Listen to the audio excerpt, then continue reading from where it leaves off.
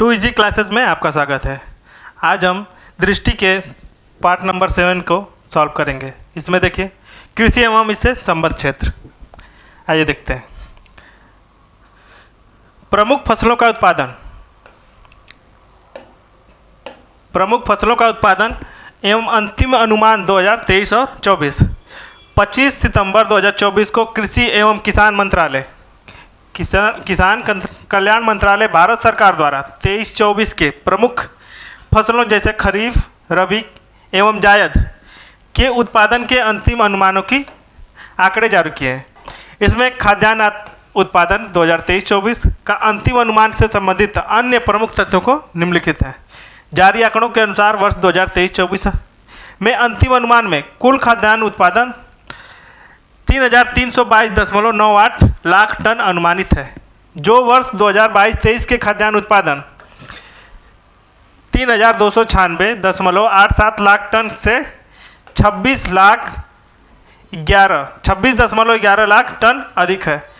वर्ष 2023-24 के अनुमान में कुल चावल उत्पादन 1,378.25 लाख टन अनुमानित है, जो वर्ष 2022-23 के उत्पादन 1,357.55 लाख टन अनुमान की तुलना में 20.7 लाख टन की वृद्धि प्रदर्शित कर रहा है। अब देखिए वर्ष 2023-24 के अंतिम अनुमान में गेहूं का उत्पादन 1,332.92 लाख टन अनुमानित था, जो वर्ष 2022-23 के गेहूं उत्पादन 1,105.54 की तुलना में 27.38 लाख टन कितना है अधिक है। वर्ष 2022-23 के अंतिम अनुमान में श्री अन्न का उत्पादन वर्ष 2022-23 के उत्पादन 173.2 लाख टन की तुलना में 2.51 लाख टन की वृद्धि दर्शाते हुए 175.72 लाख टन अनुमानित है। वर्ष 2023-24 के अंतिम अनुमान के दौरान सोयाबीन का उत्पादन 130.62 लाख टन तथा रेपसीड एंड सरसों का उत्पादन 132.59 लाख टन अनुमानित है। अब देखिए वर्ष 2023-24 के अंतिम अनुमान में ही कपास का उत्पादन 325.22 लाख गांठें, प्रत्येक गांठ 170 किलोग्राम की, जिसमें गन्ने का उत्पादन 4,531.58 लाख टन होने का अनुमान है। अब देखिए बागवानी फसलों के क्षेत्रों का उत्पादन तथा तृतीय अग्रिम अनुमान 2023-24। 21 सितंबर 2024 को कृषि एवं किसान कल्याण मंत्रालय भारत सरकार द्वारा 2023 और 24 हेतु विभिन्न बागवानी फसलों के क्षेत्र में उत्पादन संबंधी तृतीय अग्रिम अनुमान जारी किए हैं। जारी आंकड़ों के अनुसार देश भर में 2023-24 के कुल बागानी क्षेत्रफल 28.98 मिलियन हेक्टेयर था। 28.98 मिलियन हेक्टेयर था, जो वर्ष 2022-23 की तुलना में 28.44 मिलियन हेक्टेयर की तुलना में 0.54 मिलियन हेक्टेयर लगभग 1.9% अधिक है। 1.9% अधिक हुआ है। वर्ष 2023-24 में देश के बागानी उत्पादन लगभग 315.19 मिलियन टन रहा है, जो वर्ष 2022-23 की तुलना में लगभग 22.94 लाख अर्थात 0.65 की कमी है। अब देखिए सब्जियों का उत्पादन लगभग 205.80 मिलियन टन अनुमानित है। प्याज का उत्पादन इसमें वर्ष 2023-24 के लगभग 24.24 मिलियन टन अनुमानित है। देश में आलू का उत्पादन 2023-24 में लगभग 57.5 मिलियन टन अनुमानित है। और वर्ष 2023-24 में टमाटर का उत्पादन लगभग 21.32 मिलियन टन अनुमानित है। अब देखिए स्पाइसजेड 4 सितंबर 2024 को वाणिज्य एवं उद्योग मंत्रालय के तहत मसाला बोर्ड भारत द्वारा एक परिवर्तनकारी योजना स्पाइसजेड अर्थात sustainability and spice sector through progressive and innovative and collaborative intervention and export development की शुरुआत की गई है। इस योजना का उद्देश्य मसालों की मूल्य में वृद्धि, मसालों के उत्पादन में निर्यात में महत्वपूर्ण वृद्धि से को करते हुए इलायची की उत्पादकता में सुधार करना है तथा निर्यात हेतु पूरे देश में मसालों की कटाई के बाद गुणवत्ता को उन्नत करना है। अब देखिए, स्पाइसजेड योजना के तहत विभिन्न कार्यक्रम शुरू किए गए। इस योजना को 15वें वित्त आयोग की शेष अवधि के दौरान वित्त वर्ष 2025-26 तक लागू किया जाएगा, जिसमें कुल स्वीकृत परिव्यय 422.30 करोड़ रुपए अनुमानित। आप देखें, स्पाइसजेड एक बहुआयामी योजना है जो भारत के मसाला उद्योग को बढ़ावा देने के लिए, किसानों की आजीविका में सुधार लाने के लिए तथा मसाला उत्पादन के प्रसंस्करण तथा निर्यात में वैश्विक अग्रणी रूप से भारत की स्थिति को मजबूत करने के लिए बोर्ड की प्रतिबद्धता को रेखांकित करती है। अब देख रहे एग्रीश्योर फंड 3 सितंबर 2024 को केंद्रीय कृषि एवं किसान कल्याण मंत्रालय तथा ग्रामीण विकास मंत्री शिवराज सिंह चौहान द्वारा कृषि हेतु नई दिल्ली में एग्रीश्योर योजना का शुभारंभ किया गया है। अब एग्रीश्योर योजना क्या है? भारत में खेती के परिदृश्य से क्रांति लाने की दिशा में एक अग्रणी कदम है। उल्लेखनीय है कि वित्त मंत्री द्वारा बजट भाषण 2022-23 में घोषणा की गई थी कि स्वनिवेश मॉडल पर के तहत जुटाई गई मिश्रित पूंजी वाले एक फंड की सुविधा नाबार्ड के माध्यम से प्रदान की जाएगी। एग्रीश्योर को कृषि और ग्रामीण स्टार्टअप इकोसिस्टम के विकास तथा नवाचार को बढ़ावा देने हेतु डिजाइन किया गया है। सेबी द्वारा पंजीकृत श्रेणी 2 का यह मिश्रित पूंजी कोष 750 करोड़ रुपए का है। इस कोष में भारत सरकार का योगदान 250 करोड़ रुपए का है। नाबार्ड का योगदान 250 करोड़ रुपए तथा बैंकों, बीमा कंपनियों तथा निजी निवेशकों से 250 करोड़ रुपए जुटाए जा रहे हैं। अब देख रहे एग्रीश्योर कृषि स्टार्टअप इकोसिस्टम में अपनी तरह का एक पहला उत्पाद है। देखिए, 2 सितंबर 2024 को प्रधानमंत्री नरेंद्र मोदी की अध्यक्षता में केंद्रीय मंत्रिमंडल द्वारा किसानों को जीवन स्तर बेहतर बनाने के लिए तथा उनका आय बढ़ाने के लिए 14,235.30 करोड़ रुपए की कुल लागत वाली 7 योजनाओं को मंजूरी दी गई है, जिसमें है डिजिटल कृषि मिशन तथा दूसरा है खाद्य एवं पोषण संबंधी सुधार के लिए फसल बीमा विज्ञान पर 3,979 करोड़ रुपए का व्यय। अब देखिए, कृषि शिक्षा प्रबंधन और सामाजिक विज्ञान को मजबूत करना, इस पे कुल परिव्यय कितना है? 2291 करोड़ रुपए।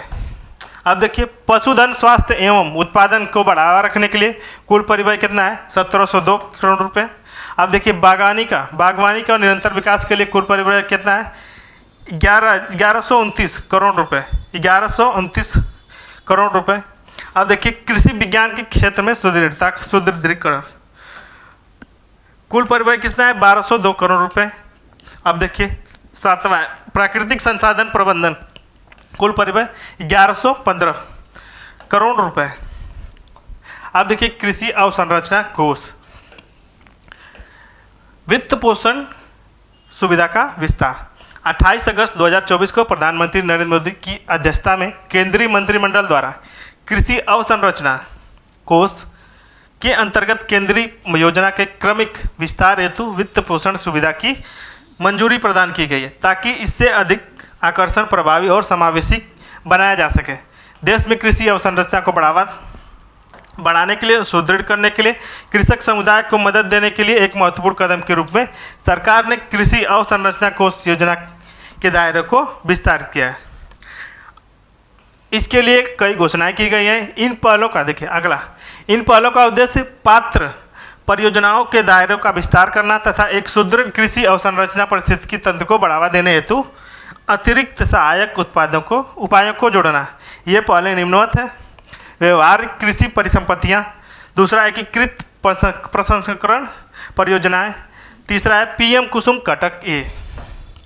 उल्लेखनीय है कि 1 लाख करोड़ रुपए के इस कृषि अवसंरचना कोष की घोषणा वित्त मंत्री निर्मला सीतारमण द्वारा 15 मई 2020 को शुरू की गई थी, जबकि इसकी शुरुआत प्रधानमंत्री नरेंद्र मोदी द्वारा 8 जुलाई 2020 को की गई थी। अब देखिए, खरीफ फसलों के लिए न्यूनतम समर्थन मूल्य का विपणन 2024 और 25। 19 जून 2024 को प्रधानमंत्री नरेंद्र मोदी की अध्यक्षता में आर्थिक मामलों की मंत्रिमंडलीय समिति द्वारा विपणन सत्र 2024-25 के दौरान सभी स्वीकृत खरीफ फसलों हेतु न्यूनतम समर्थन मूल्य मिनिमम सपोर्ट प्राइस एमएसपी में वृद्धि की मंजूरी प्रदान की गई। विपणन सत्र 2024-25 के लिए सामान्य श्रेणी के धान के न्यूनतम समर्थन मूल्य 117 रुपये प्रति कुंटल की वृद्धि की गई है, जिसमें से 170 रुपये, देखिए ये इंपॉर्टेंट पॉइंट्स है, 170 रुपये प्रति क्विंटल की वृद्धि हुई, जिससे सामान्य श्रेणी के धान का न्यूनतम समर्थन मूल्य कितना हो जाएगा, 2300 रुपये प्रति क्विंटल हो गया है। अब देखिए धान ए श्रेणी का के एमएसपी में 117 रुपये प्रति क्विंटल की वृद्धि है, जिससे इसका न्यूनतम समर्थन मूल्य कितना होगा, 2320 रुपया। 2320 रुपया विगत वर्ष की तुलना में 2024-25 की सर्वाधिक वृद्धि 983 रुपये प्रति क्विंटल नाइजर सीड के न्यूनतम समर्थन मूल्य में की गई है। नाइजर सीड के 983 रुपये प्रति क्विंटल में वृद्धि हुई है। उसके बाद तिल 632 रुपये प्रति क्विंटल की वृद्धि न्यूनतम समर्थन मूल्य में की गई है। दूसरे स्थान पर तथा तूर अरहर 550 रुपये प्रति क्विंटल की वृद्धि दर्ज की गई है, जो तीसरे स्थान पर है।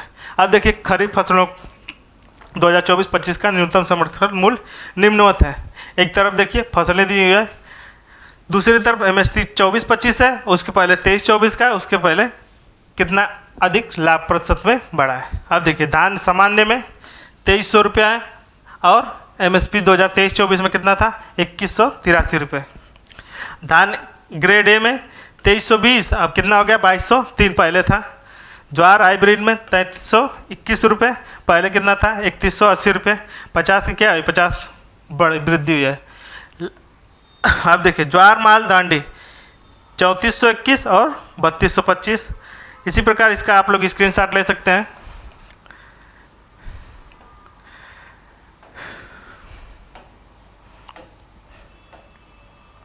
मूलभूत पशुपालन सांख्यिकी 2000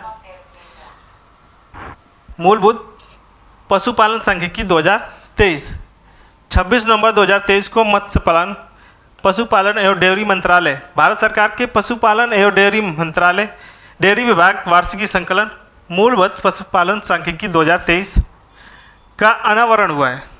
इस रिपोर्ट में 1 मार्च 2022 से 22 फरवरी 2023 की अवधि के दौरान पशुधन उत्पादों के उत्पादन में अनुमान के विस्तृत सारणीबद्ध आंकड़े प्रस्तुत किए गए। देखिए शुद्ध दुग्ध उत्पादन 2022-23 वर्ष 22-23 के दौरान देश में कुल दुग्ध उत्पादन 230.58 मिलियन टन रहा है। अब देखिए FAO के अनुसार कुल दुग्ध उत्पादन में भारत विश्व का पहले स्थान पर है। विगत वर्ष 2021-22 की तुलना में कुल दुग्ध उत्पादन 3.83% की वृद्धि दर्ज की गई है।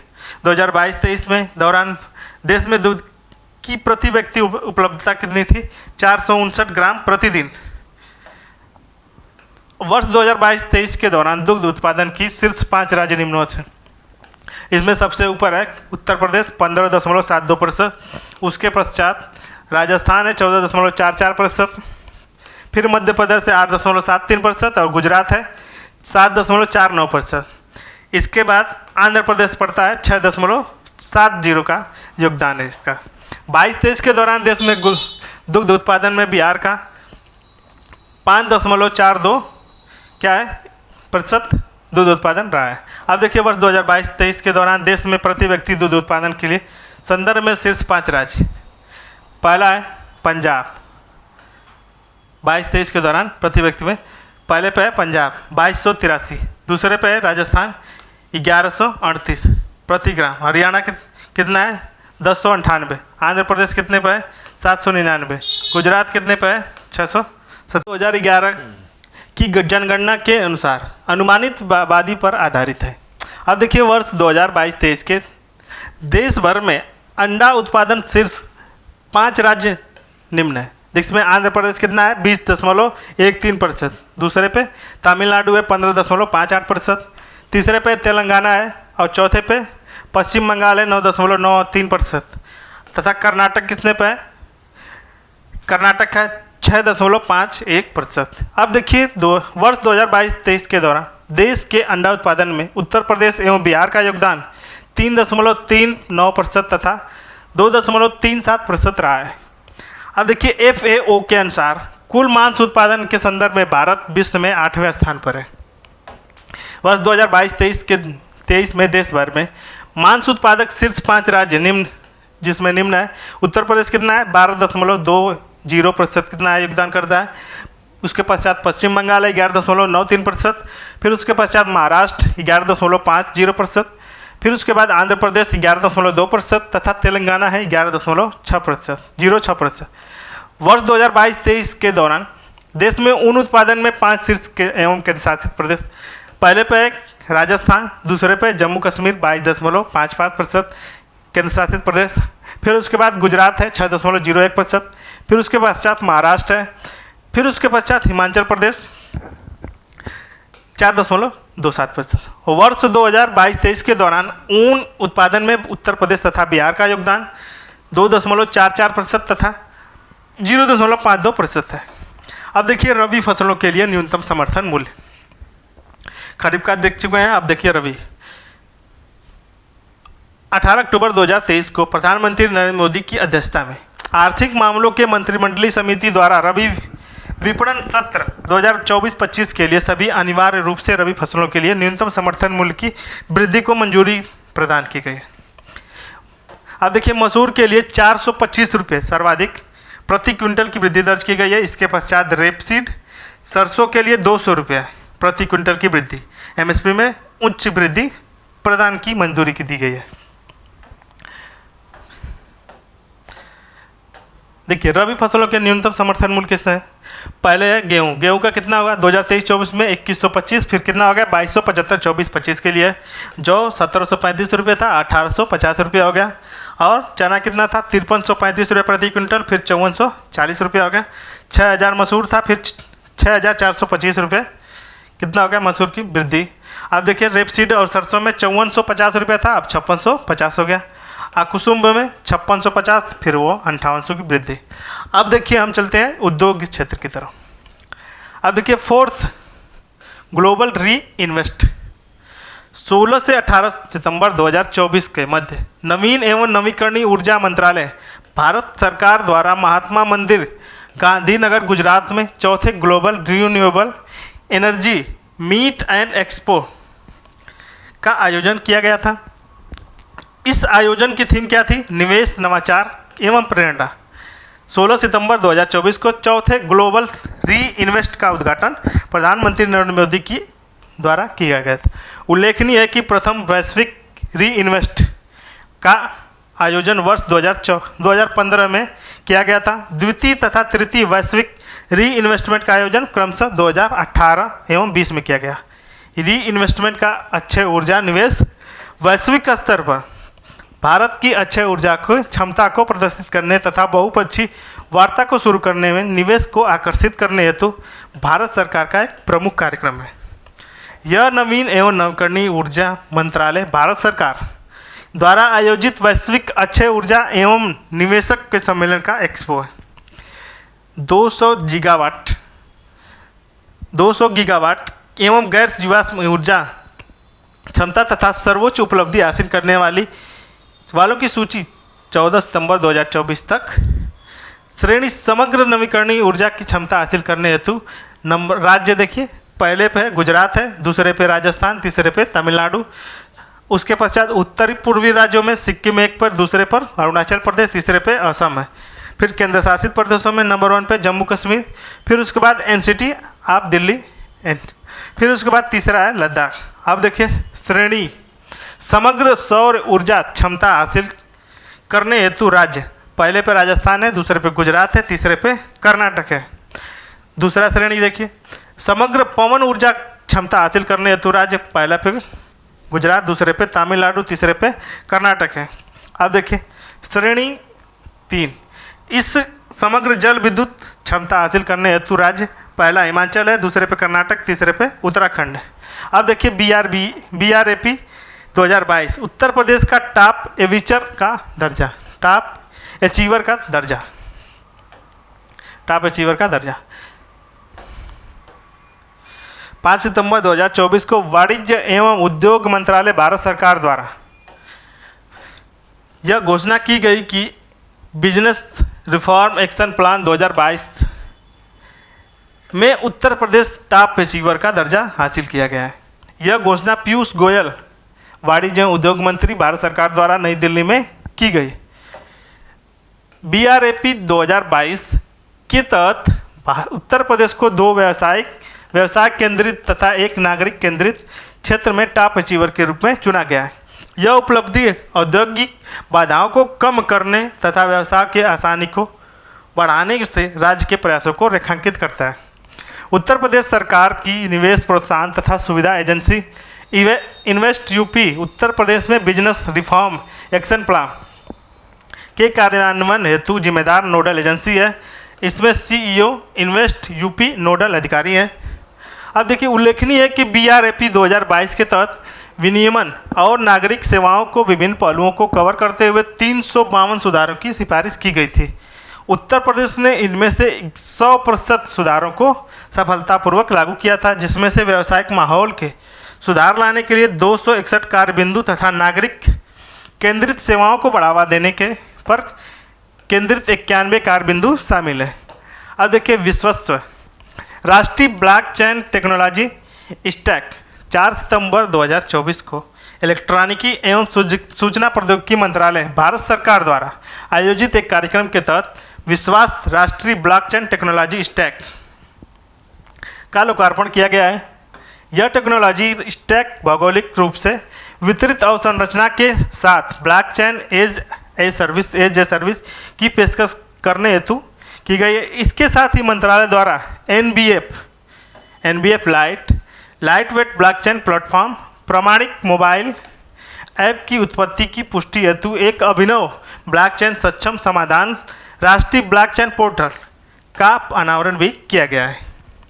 मंत्रालय द्वारा विश्वसनीय डिजिटल प्लेटफॉर्म का निवारण करने के लिए के दृष्टिकोण के साथ अनुसंधान एवं अनुप्रयोग के विश्वास को बढ़ावा देने हेतु राष्ट्रीय ब्लॉकचेन फ्रेमवर्क की शुरुआत भी की गई है।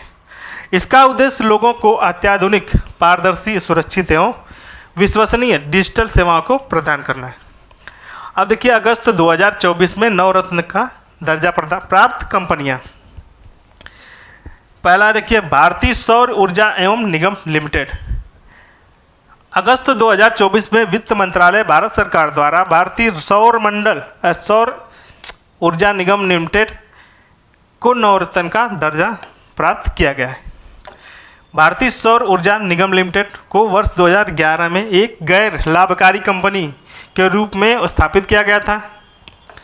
वर्ष 2015 में कंपनी अधिनियम 2013 की धारा 3 के अनुसार यह वाणिज्यिक कंपनी के रूप में परिवर्तित किया गया है।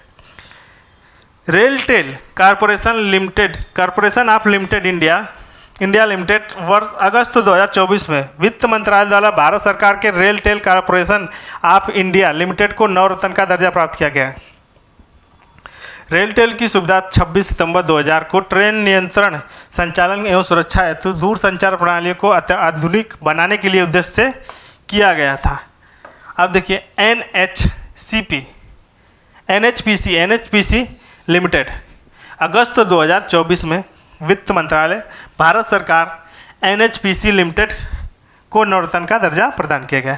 यह भारत का सबसे बड़ा जल विद्युत विकास संगठन है। इसने सौर एवं पवन ऊर्जा क्षेत्र में विकास की विविधता प्रदान की है। NHCP लिमिटेड, जिसने पूर्व में national hydraulic power corporation limited के नाम से जाना जाता था, को कंपनी अधिनियम 1956 के तहत 1975 में स्थापित किया गया। SJVN लिमिटेड अगस्त 2024 वित्त मंत्रालय भारत सरकार द्वारा SJVN लिमिटेड को भी भारत नवरत्न का दर्जा प्रदान किया गया। SJVN लिमिटेड विद्युत मंत्रालय के निर्माणाधीन एक सार्वजनिक क्षेत्र हेतु उपक्रम है, जिसकी स्थापना 24 मई 1988 को भारत सरकार द्वारा हिमाचल प्रदेश की सरकार द्वारा संयुक्त उपक्रम के रूप में की गई थी। अब देखिए, नवरत्न दर्जा प्राप्त कंपनियां क्या होती हैं। 2 सितंबर 2024 को जारी अद्यतन के अनुसार नवरत्न कंपनियों की कुल संख्या 25 हो गई है, जिसमें बेल, भारत इलेक्ट्रॉनिक्स लिमिटेड, दूसरा है भारतीय कंटेनर निगम लिमिटेड, तीसरा इंजीनियर्स इंडियन लिमिटेड, चौथा है हिंदुस्तान एरोनॉटिक लिमिटेड, महानगर टेलीफोन लिमिटेड निगम लिमिटेड, फिर छठवां है नेशनल एल्युमिनियम कंपनी लिमिटेड, फिर देखिए एनबीसीसी लिमिटेड, एनएलसी लिमिटेड, फिर उसके बाद एनएमडीसी लिमिटेड, रेल विकास निगम लिमिटेड, फिर 11वां है राष्ट्रीय इस्पात निगम लिमिटेड, फिर 12वां है भारतीय नौवन निगम लिमिटेड। अब देखिए 13वां है ओएनजीसी विदेश लिमिटेड, फिर उसके बाद है 14वां राष्ट्रीय केमिकल्स एंड फर्टिलाइजर्स लिमिटेड, 15वां है इरकान, 16वां है राइट्स, 17वां है नेशनल फर्टिलाइजर्स लिमिटेड, 18वां है केंद्रीय भंडारण लिमिटेड, 19वां है housing and urban development corporation limited, फिर उसके बाद 20वां है भारतीय अक्षय ऊर्जा विकास एजेंसी लिमिटेड, फिर उसके बाद 21वां है मांझगांव डाक शिपयार्ड शिप बिल्डर्स लिमिटेड, फिर उसके बाद RailTel corporation of India limited, फिर उसके बाद 23वां है solar energy corporation of India limited, फिर उसके बाद एनएचपीसी लिमिटेड, फिर उसके बाद एसजेवीएन लिमिटेड। अब देखिए वर्ल्ड ट्रेड स्टैटिस्टिकल्स रिव्यू 2023, 23 जुलाई 2024 को विश्व व्यापार संगठन WTO द्वारा वर्ल्ड ट्रेड स्टैटिस्टिकल रिव्यू 2023 जारी किया गया है। यह वर्ष 2022 के विश्व पण्य व्यापार के शीर्ष निर्यातक तथा आयातक देश है। इसमें पहले नंबर पर है चीन, इसकी हिस्सेदारी कितनी है 14.4%, रैंक कितनी है 1 नंबर, रैंक 1 थी। फिर उसके बाद निर्यातक में आयातक में कौन है, यूएसए है 13.2%, फिर चीन है दूसरे नंबर पे, फिर तीसरे पे है जर्मनी, फिर भारत कितने पे है 9वें नंबर पे। इधर देखिए निर्यातक में 18वें नंबर पे 3 पे जर्मनी है और दूसरे पे यूएसए है। अब देखिए आगे वर्ष 2022 में विश्व व्यापार के वाणिज्यिक सेवाओं के शीर्ष निर्यातक एवं आयातक देश हैं। इसमें पहला है यूएसए 2022 का, ये कौन सा था 2023 का। अब देखिए इसमें पहले यूएसए था 12.8% निर्यातक था, फिर यूके था, फिर चीन था तीसरे पे। इसमें क्या हो गया, आयातक में पहले भी यूएसए था, दूसरे पे चीन था, तीसरे पे जर्मनी था, भारत उस समय 9वें पे था और इसमें भारत 7वें पे था।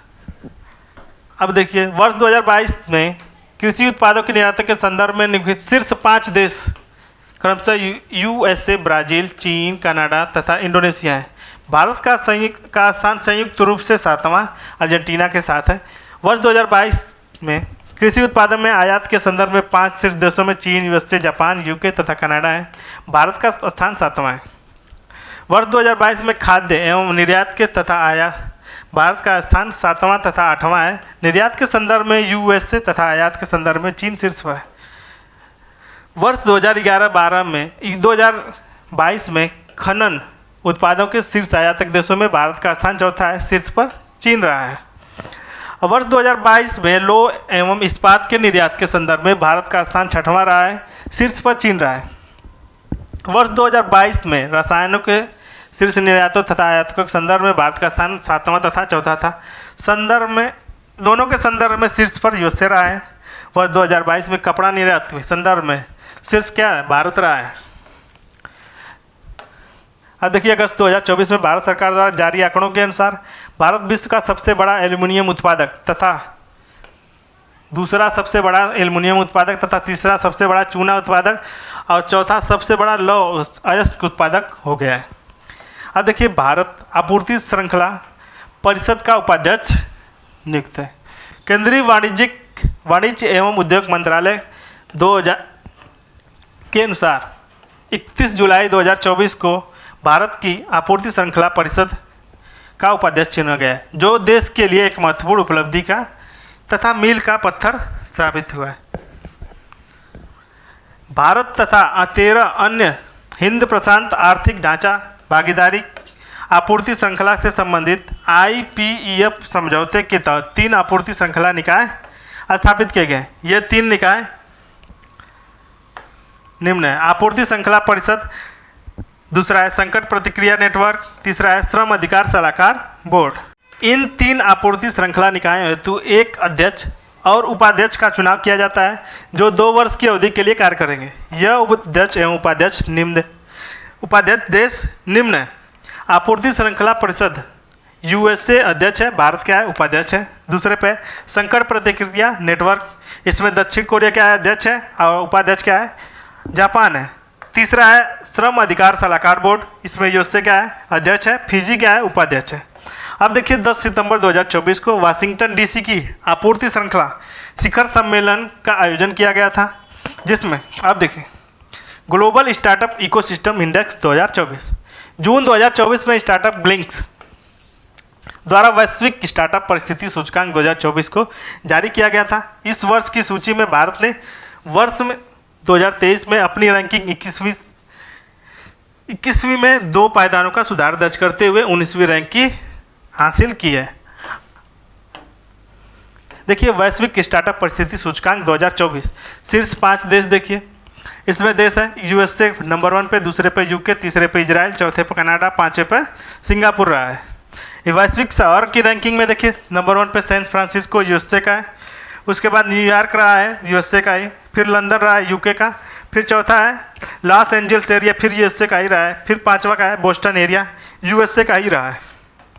अब देखिए भारत के 3 शहर बेंगलुरु 8वां स्थान पे था, नई दिल्ली 11वें पे और मुंबई 20वें स्थान पे रहा है। अब देखिए यूके भारत का चौथा सबसे बड़ा निर्यातक गंतव्य है। जून 2024 के वाणिज्य एवं उद्योग मंत्रालय भारत सरकार द्वारा जारी आंकड़ों के अनुसार मई 2024 में यूनाइटेड किंगडम चीन को पीछे छोड़ते हुए भारत का चौथा सबसे बड़ा निर्यातक गंतव्य हो गया है। अब उल्लेखनीय है कि विगत वर्ष 2023 में मई में यूके के भारत का छठा सबसे बड़ा निर्यात गंतव्य था। भारत की तरफ से यूके के लिए निर्यात में मशीनरी, खाद्य पदार्थ तथा फार्मास्यूटिकल उत्पादन, कपड़ा, आभूषण, लोहा, स्टील जैसी वस्तुओं की प्रमुखता रही है। मई 2024 में भारत का शीर्ष निर्यात गंतव्य नंबर 1 पे यूएसए रहा है 7.4 बिलियन डॉलर। अब देखिए फिर उसके बाद यूएई रहा है 3.06, फिर उसके बाद नीदरलैंड 2.19, फिर यूके 1.37, फिर उसके बाद चीन 1.33। वृद्धि प्रतिशत में देखिए 13.06 में रहा यूएसए में, फिर उसके बाद यूएई में 19.43 की, फिर उसके बाद 43.92 नीदरलैंड में सर्वाधिक वृद्धि, फिर उसके पश्चात 33.54 यूके के, फिर उसके बाद 3.35 चीन ने। अब देखिए सर्वाधिक जीआई टैग के साथ उत्तर प्रदेश शीर्ष स्थान पर आ गया है। वर्ष 2024 में भारत सरकार द्वारा जारी आंकड़ों के अनुसार 75 भौगोलिक संकेतकों के उत्पादों के साथ उत्तर प्रदेश शीर्ष पर है। इसमें 58 भौगोलिक संकेतक मतलब जीआई उत्पादों के साथ तमिलनाडु दूसरे स्थान पर है। कुछ उत्पाद ऐसे हैं जिनके कुछ राज्यों के साथ संयुक्त रूप से भौगोलिक स्थान संकेतक प्रदान किए गए हैं। यदि उन उत्पादों को भी शामिल किया जाए तो उत्तर प्रदेश में 78 उत्पाद हो जाएंगे। अब देखिए वर्ष 2024 में उत्तर प्रदेश के 6 उत्पादों को भौगोलिक संकेतक का जीआई टैग प्रदान किया गया जो निम्नवत है: बनारस की तिरंगी बर्फी तथा मेटल कास्टिंग क्राफ्टिंग तथा लखीमपुर खीरी की थारू एम्ब्रॉयडरी तथा बरेली का क्रेन बैम्बू क्राफ्ट एवं बैम्बू क्राफ्ट। फिर उसके बाद जरदौजी क्राफ्ट तथा पिलखुआ हापुड़ में हैंड ब्लॉक प्रिंटिंग। अब देखिए उल्लेखनीय है कि उत्तर प्रदेश के इन 6 उत्पादों को नाबार्ड द्वारा समर्थन प्राप्त किया गया है। ध्यातव्य है कि 2008-9 में उत्तर प्रदेश के इलाहाबाद सुरखा अमरूद को पहला जीआई टैग प्रदान किया गया था। इलाहाबाद सुरखा को पहला जीआई टैग ये पूछ सकता है। एनर्जी स्टैटिक्स इंडिया 2024 मार्च 2024 में सांख्यिकी एवं कार्यक्रम कार्यान्वयन मंत्रालय भारत सरकार द्वारा एनर्जी स्टैटिक्स इंडिया 2024 नामक रिपोर्ट जारी की गई है। इस रिपोर्ट की पूरी तरह IRES 2011 के अनुरूप तथा उसके द्वारा निर्धारित प्रथाओं का पालन करती है। रिपोर्ट के अनुसार विगत दशक से प्रति व्यक्ति ऊर्जा खपत में वृद्धि हुई है। प्रति व्यक्ति कुल प्राथमिक ऊर्जा आपूर्ति बढ़कर 2021-22 एवं क्रमशः 2000 में क्रमशः 22,724 मेगाजूल तथा 25,745 मेगाजूल तक पहुंच गई है। भारत के पास कोयले का प्रचुर भंडार है। भारत के सर्वाधिक कोयला भंडार वाले शीर्ष 3 राज्य किसने हैं? नंबर 1 पे उड़ीसा है, दूसरे पे झारखंड तथा छत्तीसगढ़ तीसरे पे है, जो देश के कुल कोयला उत्पादन कोयला भंडार का 69% हिस्सा रखते हैं। अब देखिए, कच्चे तेल क्रूड ऑयल में भौगोलिक वितरण का इंगित करता है, जो अधिकतम भंडार पश्चिमी अपतटीय वेस्टर्न क्षेत्र के लगभग 33% में है। उसके पश्चात असम 23% का स्थान है और प्राकृतिक गैस के अधिकतम भंडार में पश्चिमी अपतटीय क्षेत्र 29.3 का है। इसके पश्चात अपतटीय में 23.4 का स्थान रहा है, 23.4% का स्थान रहा है। 31 मार्च 2023 की स्थिति के अनुसार देश के नवीकरणीय ऊर्जा उत्पादन की कुल क्षमता 21,09,654 मेगावाट अनुमानित है। वर्ष मार्च 2023 तक की स्थिति के अनुसार नवीकरणीय ऊर्जा की अनुमानित क्षमता के संदर्भ में राजस्थान की हिस्सेदारी 20.3% की रही है। उसके पश्चात महाराष्ट्र आया है 11.79, फिर उसके बाद गुजरात 11.45, फिर उसके बाद कर्नाटक 9.75। अब देखिए, राज्यों में कर्नाटक जल विद्युत स्थापित क्षमता में सर्वाधिक हिस्सेदारी 3.63 गीगावाट की रही है। इसके साथ ही नवीकरणीय संसाधनों में सर्वाधिक हिस्सेदारी राजस्थान 22.05 गीगावाट की रही है। अब देखिए, भारत FAO COFI मत्स्य पालन उप समिति का पहला उपाध्यक्ष। अब देखिए, जनवरी 2024 भारत को मत्स्य पालन पर खाद्य एवं कृषि संगठन समिति की मत्स्य पालन प्रबंधन समिति उप समिति के उपाध्यक्ष के रूप में चुना गया है। मत्स्य पालन प्रबंधन की उप समिति राष्ट्रीय, क्षेत्रीय एवं वैश्विक स्तर पर मत्स्य प्रबंधन मुद्दों पर चर्चा करते हुए एक मंच है।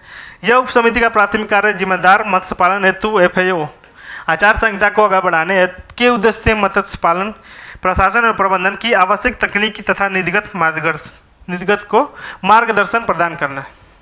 इसके अलावा यह मत्स्य पालन प्रबंधन एवं सतत विकास के लिए महत्वपूर्ण वैश्विक मुद्दों और रुझानों की पहचान भी करती है। मत्स्य पालन प्रबंधन की पर उप समिति की स्थापना 5 से 9 सितंबर 2022 के मध्य रोम, इटली में आयोजित की गई थी।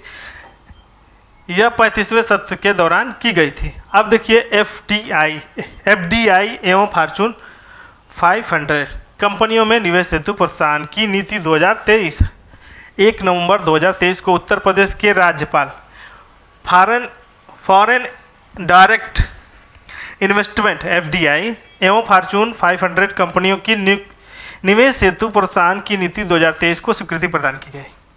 अब उत्तर प्रदेश सरकार के मंत्रिपरिषद द्वारा इस नीति हेतु स्वीकृति 31 अक्टूबर 2023 को प्रदान की गई। फॉरेन डायरेक्ट इन्वेस्टमेंट एवं फॉर्च्यून 500 कंपनी को निवेश हेतु प्रोत्साहन की नीति 2023 का प्रमुख उद्देश्य प्रदेश में अधिकाधिक प्रत्यक्ष विदेशी निवेश एवं विश्व स्तरीय विदेशी कंपनियों द्वारा निवेश को आकर्षित करना है, जिसमें विभिन्न राज्यों में लॉजिस्टिक ईज लीड्स 2023। 16 सितंबर 2023 को केंद्रीय एवं वाणिज्य उद्योग मंत्री पीयूष गोयल द्वारा नई दिल्ली में विभिन्न राज्यों के लॉजिस्टिक ईज लीड्स 2023 रिपोर्ट जारी की गई है।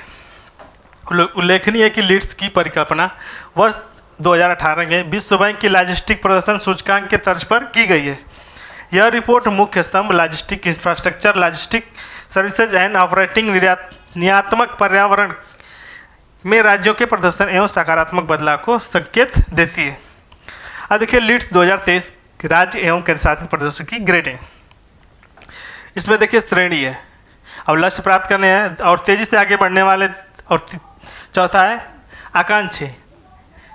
इसमें स्थलरूढ़ समूह, इसमें हरियाणा, पंजाब, तेलंगाना और उत्तर प्रदेश रहे हैं अचीवर में।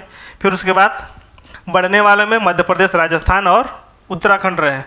इसी प्रकार बिहार, छत्तीसगढ़ और हिमाचल प्रदेश तथा झारखंड रहे। अब देखिए, तटीय में आंध्र प्रदेश रहे हैं, गुजरात, फिर कर्नाटक और तमिलनाडु। फिर उसके पश्चात क्या रहे, बढ़ने वालों में केरल और महाराष्ट्र, गोवा, उड़ीसा, पश्चिम बंगाल क्या रहे, आकांक्षी रहे। अब देखिए, इसी प्रकार पूर्वोत्तर में नॉर्थ समूह में असम, सिक्किम, त्रिपुरा अरुणाचल प्रदेश, नागालैंड, ये क्या रहे हैं, ये बढ़ने वाले में रहे, और मणिपुर, मेघालय और ये क्या है, आकांक्षी रहे। इसी प्रकार केंद्र शासित प्रदेशों में चंडीगढ़ क्या रहा है और दिल्ली रहा है, और अंडमान एवं निकोबार, लक्षद्वीप एवं पुडुचेरी ये क्या रहे हैं, बढ़ने वालों में, और दमन एवं दीव, दादर एवं नागर हवेली, जम्मू कश्मीर और लद्दाख क्या रहे, ये आकांक्षी में रहे। अब देखिए अंतर्राष्ट्रीय आर्थिक घटनाक्रम। अब देखिए विश्व आर्थिक स्थिति एवं संभावनाएं। सितंबर 2024 में संयुक्त राष्ट्र की विश्व आर्थिक स्थिति संभावनाएं 2023-24 नामक रिपोर्ट जारी की गई है। रिपोर्ट के अनुसार 22 तथा वर्ष 2023 में विश्व की वृद्धि क्रमशः 3.1% तथा 2.7% दर्ज की गई, जबकि वर्ष 2024 एवं 25 दोनों वर्ष के लिए यह 2.7% पूर्वानुमानित थी। भारतीय अर्थव्यवस्था की वर्ष 2024 एवं 25 के क्रमशः 6.9% तथा 6.6% की वृद्धि पूर्वानुमानित है, जहां पर वर्ष 2023 के लिए भारतीय अर्थव्यवस्था की वृद्धि दर 7.9% अनुमानित थी, वहीं 2022 के लिए 7.7% दर्ज है। 2022 से 25 के बाद सकल घरेलू जीडीपी में वृद्धि वार्षिक प्रतिशत परिवर्तन। विश्व में 22 में 3.1, फिर उसके बाद 2.7, फिर 2024 में 2.7, 2025 में 2.7, इतनी क्या है वृद्धि दर्ज की गई। आप देखिए यूएसए 1.9 रहा है, फिर 2.5 था, फिर उसके बाद 2.5, 1.7 रहा है, फिर उसके बाद जापान, रूस, फिर उसके बाद चीन, फिर भारत का देखिए 7.7%, 7.7%, फिर उसके बाद 7.9, फिर 6.9, फिर 6.6% रहा है। अब देखिए इसमें क्या था, ए आंशिक अनुमान था और बी क्या था, पूर्वानुमान था। अब देखिए इंडियन डेवलपमेंट अपडेट 2024, 3 सितंबर 2024 को विश्व बैंक द्वारा इंडिया डेवलपमेंट अपडेट 2024 जारी की गई। इस रिपोर्ट का शीर्षक है बदलते वैश्विक स्तर पर भारत के व्यापार अवसर। अब देखिए रिपोर्ट के अनुसार भारत की आर्थिक वृद्धि में वर्ष 2022-23 के 7% से बढ़कर वित्त वर्ष 2023-24 में 8.2% हो गई है। अब देखिए बिजनेस रेडी या बी रेडी विश्व बैंक बिजनेस रेडी रिपोर्ट दुनिया भर में कारोबारी माहौल एवं विश्व बैंक समूह की पहली फ्लैगशिप रिपोर्ट है। यह रिपोर्ट निजी क्षेत्र के विकास का समर्थन करने हेतु दुनिया भर के कारोबारी माहौल एवं मात्रात्मक मूल्यांकन को प्रदान करती है। यह रिपोर्ट परियोजना क्रियात्मक ढांचे एवं गुणवत्ता तथा फर्मों तथा बाजारों के समर्थन, सार्वजनिक सेवाओं को प्रदान तथा व्यवहार में उन्हें कितनी कुशलता एवं संयोजित होंगी किया जाता है को मापती है। बिजनेस रेडी 10 विषयों पर केंद्रित है, जो किसी व्यवसाय को खोलने, संचालित करने और विस्तार करने एवं बंद करने, पुनर्गठित करने के दौरान फर्म के जीवन चक्र के बाजार में इसकी भागीदारी और आयोजित व्यवस्थित करने की। अब देखिए बिजनेस रेडी बी रेडी पूर्वकालिक प्रकाशित डूइंग बिजनेस रिपोर्ट में सुधार करते हुए उसको प्रतिस्थापित करती है, क्योंकि यह व्यावसायिक पर्यावरण मूल्यांकन के सबसे बड़े प्रमुख पहलुओं के साथ बेहतर संतुलन प्रदर्शित करती है। यह अपनी पूर्ववर्ती रिपोर्ट की तुलना में कारोबारी माहौल का अधिक समग्र रूप से मूल्यांकन करती है। अब बिजनेस रेडी 3B रेडी संबंधित 3 पायलट रिपोर्ट 2024 से 26 तक जारी की जाएंगी। अब देखिए अल्जीरिया न्यू डेवलपमेंट बैंक का 9वां सदस्य के रूप में शामिल किया गया है। 31 अगस्त 2024 को न्यू डेवलपमेंट बैंक के बोर्ड ऑफ गवर्नेंस की 9वीं बैठक के अंतर्गत अल्जीरिया को न्यू डेवलपमेंट बैंक की सदस्यता की मंजूरी प्रदान की गई। उल्लेखनीय है कि एनडीबी के बोर्ड ऑफ गवर्नेंस की 9वीं वार्षिक बैठक में केप टाउन, दक्षिण अफ्रीका में आयोजित की गई थी। अल्जीरिया न्यू डेवलपमेंट का 9वां सदस्य भी बन गया है और अक्टूबर 2023 में मिस्र एनडीबी का सदस्य बना था। अब देखिए अक्टूबर 2021 में यूएई तथा सितंबर 2021 में बांग्लादेश भी सदस्य बना था। वर्ष 2015 में स्थापित न्यू डेवलपमेंट बैंक के संस्थापक देश ब्राज़ील था, रूस था, भारत था, चीन, दक्षिण अफ्रीका थे। इस प्रकार वर्तमान में एनडीबी में 9 सदस्य शामिल हो गए हैं। उरुग्वे इसका 22 सदस्य है। वर्ष 2015 में ब्राज़ील, रूस, भारत, चीन तथा दक्षिण अफ्रीका द्वारा स्थापित न्यू डेवलपमेंट एक बहुपक्षीय विकास बैंक के रूप में, जिसका मुख्य मिशन है उभरते बाजारों और विकासशील देशों के सतत विकास परियोजनाओं को वित्त पोषण तथा संसाधन जुटाना।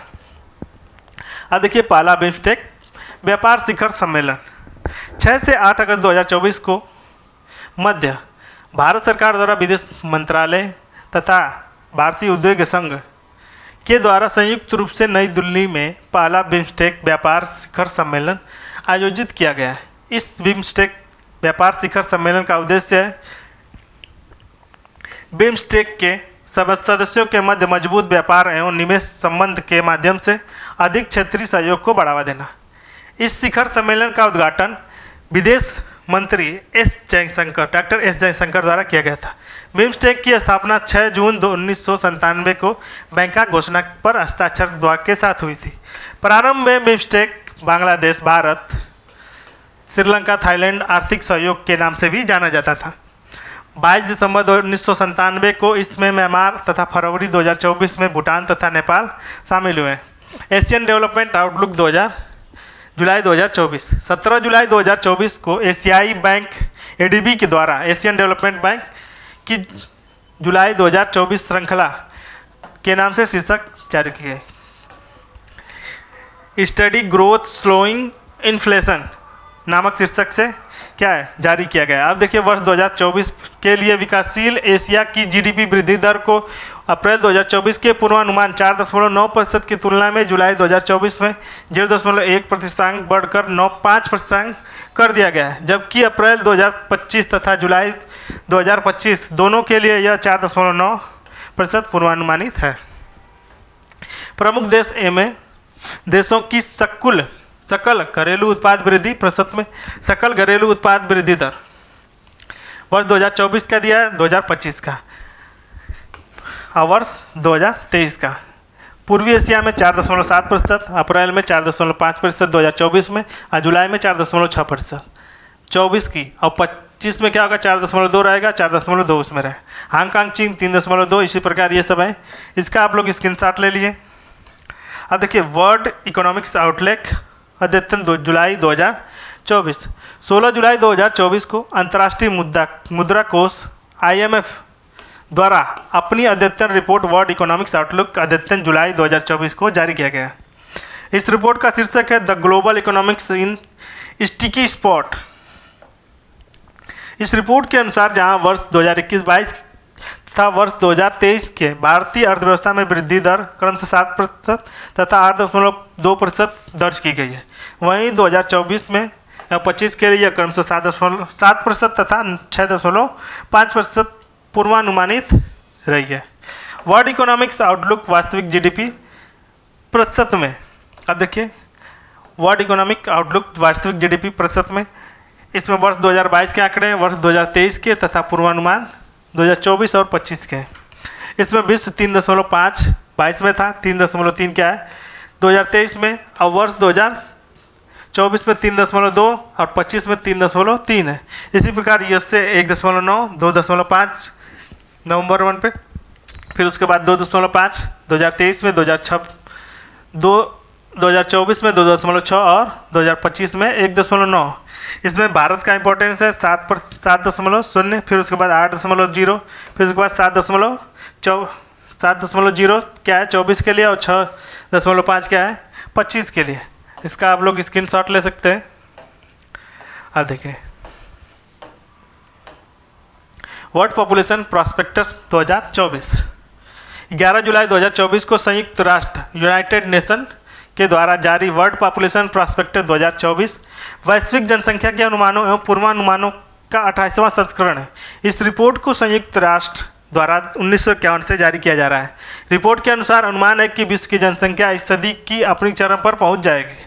आने वाले 50 या 60 वर्षों में विश्व की जनसंख्या में वृद्धि जारी रहने का अनुमान है, जो 80 तक के दशक में लगभग 10.3 बिलियन लोगों को पहुंच जाएगी, जबकि 2024 में 8.5 बिलियन से अधिक है।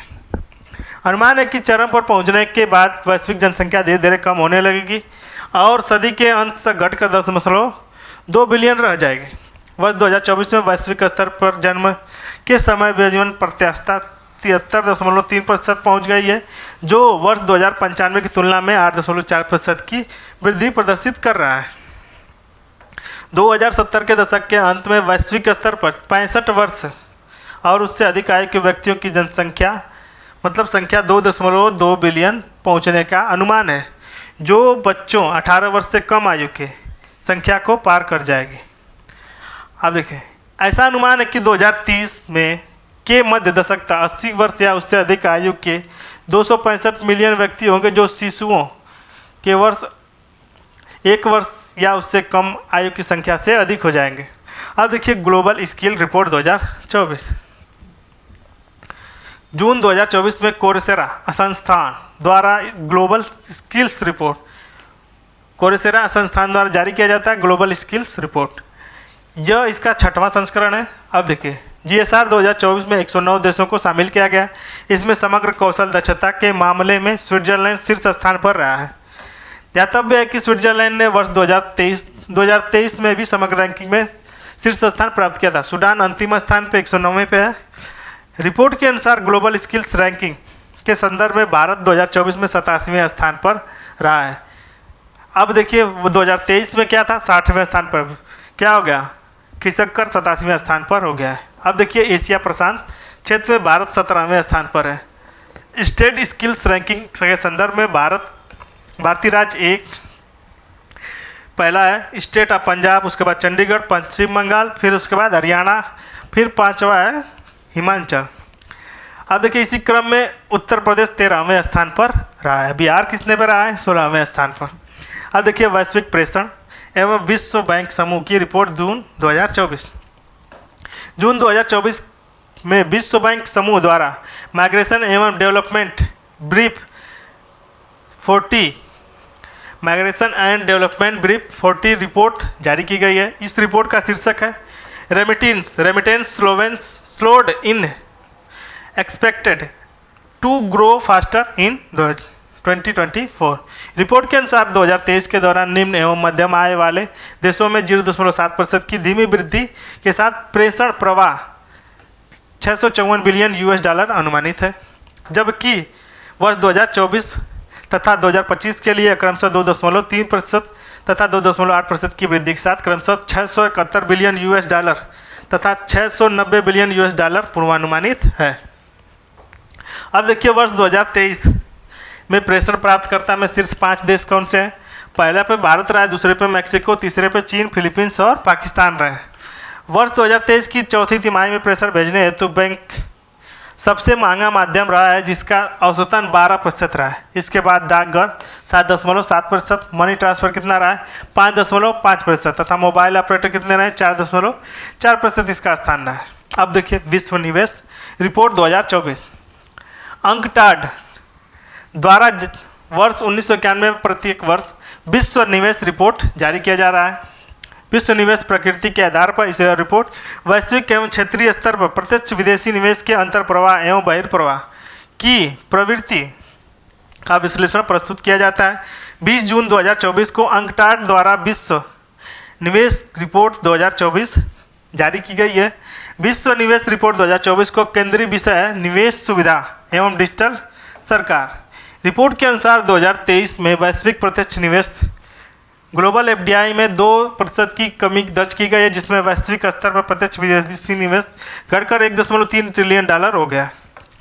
वर्ष 2023 में FDI प्रवाह शीर्ष की दृष्टि से शीर्ष 20 घरेलू अर्थव्यवस्थाओं में 9 अर्थव्यवस्था में एशिया से संबंधित है। इस संदर्भ में 20वें स्थान पर भारत तथा जबकि USA, जापान तथा चीन क्रमशः पहले, दूसरे, तीसरे स्थान पर है। चौथे एवं 5वें स्थान पर स्विट्जरलैंड और हांगकांग रहे हैं। विश्व निवेश रिपोर्ट 2024 के अनुसार 2023 में भारत में $28 बिलियन का प्रत्यक्ष विदेशी निवेश अंतर प्रवाह दर्ज किया गया, जो विगत वर्ष की तुलना में 42.86% कम है। वर्ष 2023 में वैश्विक प्रत्यक्ष विदेशी निवेश अंतर प्रवाह में 2% की कमी दर्ज की गई। वह 2% की कमी दर्ज की गई। वर्ष 2022 में $1356 बिलियन से घटकर वर्ष 2023 में 1332 बिलियन अमेरिकी डॉलर स्तर पर आ गया है। वर्ष 2023 में क्षेत्रीय स्तर पर विश्व में सर्वाधिक एफडीआई प्राप्त करने के संदर्भ में विकासशील अर्थव्यवस्थाएं शीर्ष पर रही हैं। वर्ष 2023 में विकासशील एशिया विश्व में एफडीआई का सबसे बड़ा प्राप्तकर्ता देश क्षेत्र रहा है। वर्ष 2023 की एफडीआई अंतर्प्रवाह में एशिया की हिस्सेदारी 46.62% रही है। वर्ष 2023 में एफडीआई अंतर्प्रवाह की दृष्टि से 5 अर्थव्यवस्थाएं जिसमें क्रमशः यूएस, चीन, सिंगापुर, हांगकांग तथा ब्राजील रही हैं।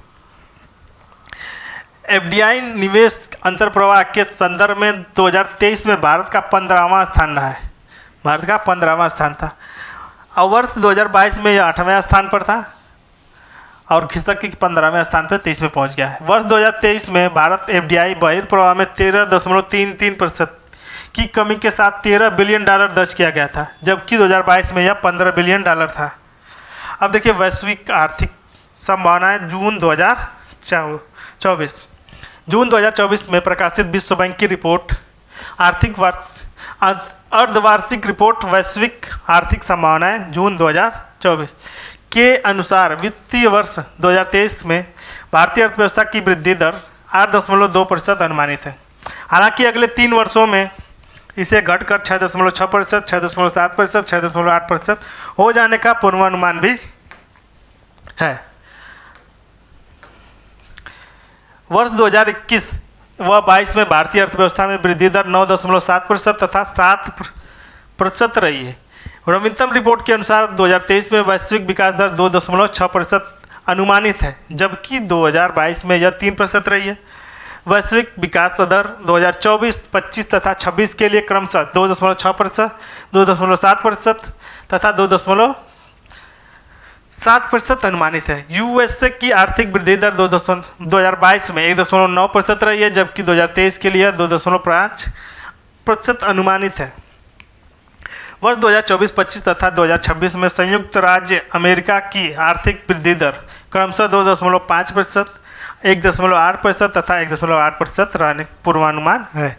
पूर्वी एशिया एवं प्रशांत क्षेत्र की वृद्धि दर 2023 में 5.1% अनुमानित है, जबकि 2022 में इस क्षेत्र में वृद्धि दर 3.4% ही रही है। अब देखिए जिम्बाब्वे द्वारा नई स्वर्ण समर्थित मुद्रा ZIG का अनावरण किया गया।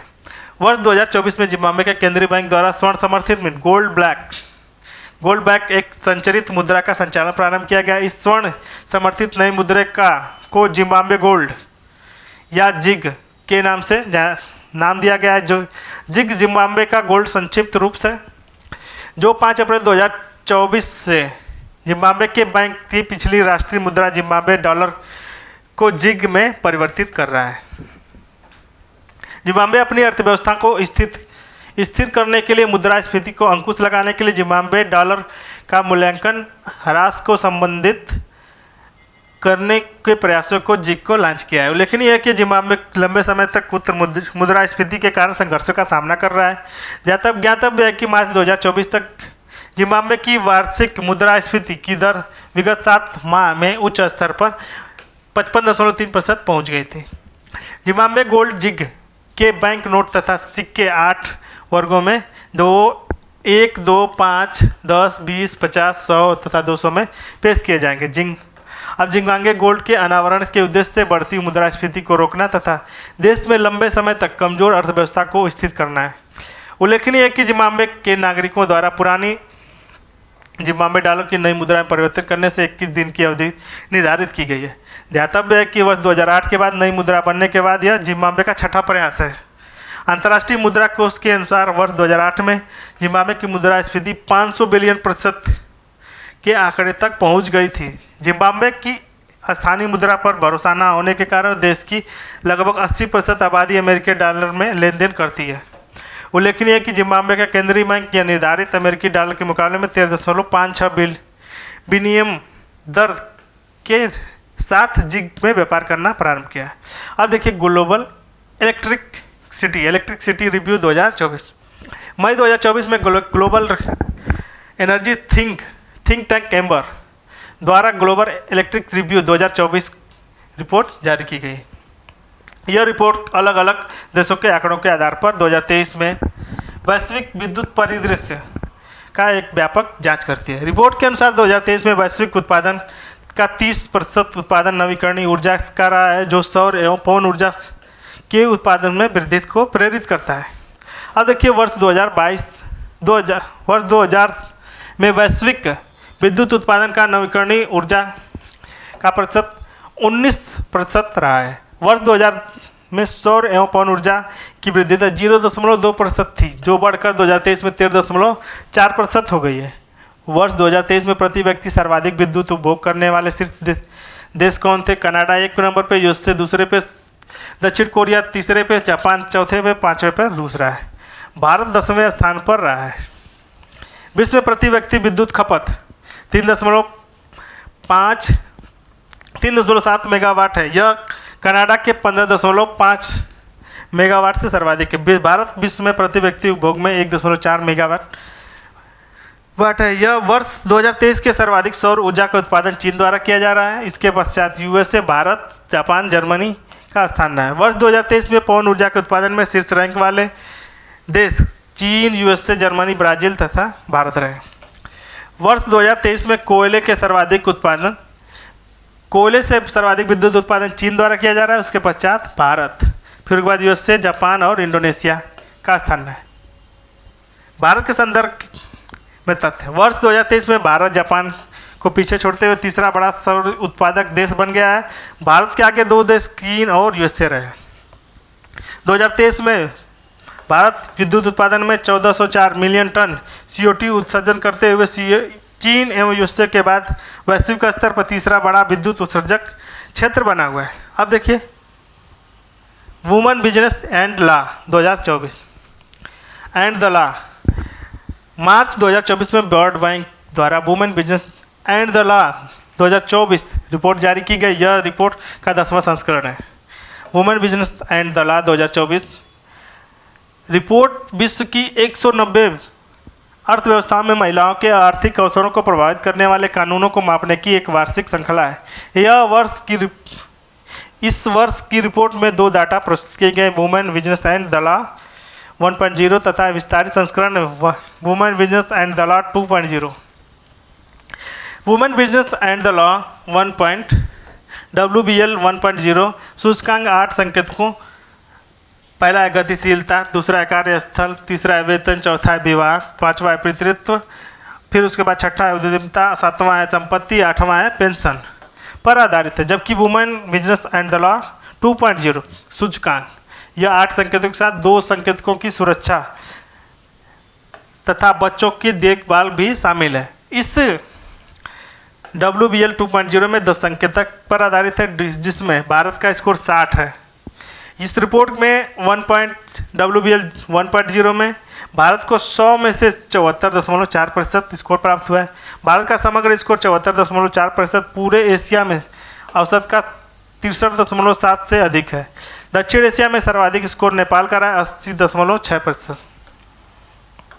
यह रिपोर्ट के आधार पर 190 देशों की सूची दी गई है, जिसमें सबसे ऊपर बेल्जियम तथा चीन तथा सबसे नीचे वेस्ट बैंक एवं गाजा है।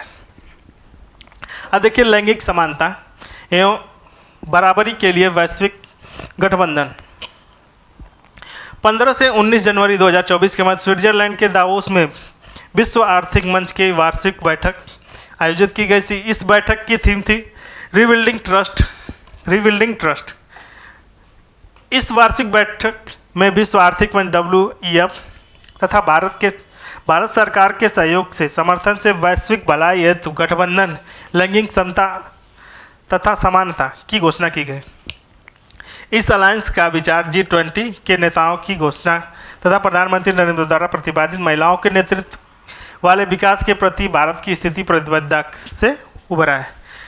इस गठबंधन का प्राथमिक और घोषित उद्देश्य महिलाओं को स्वास्थ्य तथा उद्यम चिन्हित क्षेत्रों को वैश्विक सर्वोत्तम प्रथा, ज्ञान साझाकरण, निवेश को एक साथ लाना है। यह गठबंधन G20 के ढांचे के तहत व्यापक वैश्विक समुदाय के लाभ हेतु G20 नेताओं की प्रतिबद्धता के अलावा अन्य बातों जैसे बिजनेस 20 तथा G20 एम्पावर को आगे बढ़ाएगा। बिल एवं मेलिंडा गेट्स फाउंडेशन द्वारा समर्थित इस गठबंधन का आयोजन और संचालन CII centre for women leadership द्वारा किया जाएगा। उल्लेखनीय है कि 28 फरवरी 2024 को तत्कालीन केंद्रीय मंत्री द्वारा स्मृति जुबिन ईरानी द्वारा वैश्विक भलाई हेतु गठबंधन लैंगिक समानता समता एवं समानता के प्रतीक चिन्ह का लोकार्पण वेबसाइट की शुरुआत की गई है। प्रतीक चिन्ह के अक्षर ई के ई समता और समानता का प्रतिनिधित्व करता है।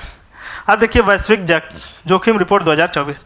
10 जनवरी 2024 को विश्व आर्थिक मंच द्वारा वैश्विक जोखिम रिपोर्ट 2024 को जारी किया गया। यह 19वां संस्करण था।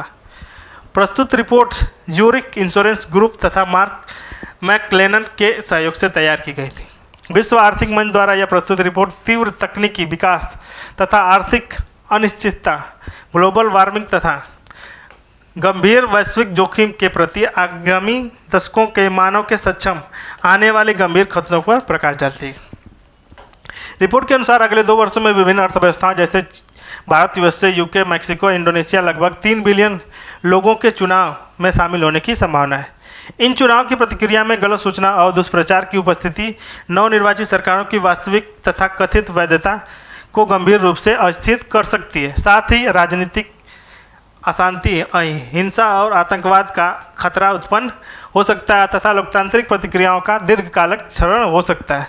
अतः अगले 2 वर्षों में गलत सूचना तथा दुष्प्रचार में सबसे गंभीर जोखिम के रूप में सूचीबद्ध किया है। गलत सूचना तथा दुष्प्रचार जैसी घटनाओं भारत के संदर्भ में सबसे बड़ा जोखिम में पहला स्थान रहा है। 10 वर्षों की बात की जाए तो सबसे बड़ा वैश्विक जोखिम मौसम के चरम परिवर्तन में घटनाओं में हो सकता है। अब देखिए वैश्विक सूचकांक।